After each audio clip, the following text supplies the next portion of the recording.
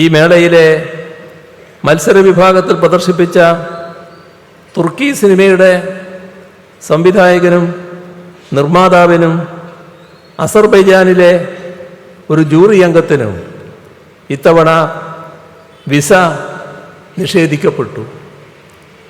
ഞാനാണോ, എൻ്റെ രാജ്യമാണോ പ്രശ്നം എന്നാണ് അവർ പരസ്യമായി ചോദിച്ചത്. മാത്രമല്ല, ഇന്ത്യയിൽ വരാൻ അനുമതി നൽകാത്തത് നിരാശാജനകമാണ് എന്നവർ പ്രതികരിക്കുക കൂടി ചെയ്തു. എത്രമാത്രം പരിഹാസ്യമായ കാര്യങ്ങളാണിതൊക്കെ!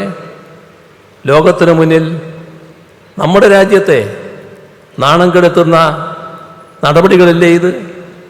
ഇതിനെതിരെ വലിയ പ്രതിഷേധങ്ങൾ ഉയർന്നു വരിക തന്നെ വേണം. നമ്മുടെ സാംസ്കാരിക ഇടങ്ങൾ തിരിച്ചു പിടിക്കുക എന്നത് ഈ കാലഘട്ടത്തിൻ്റെ അനിവാര്യമായ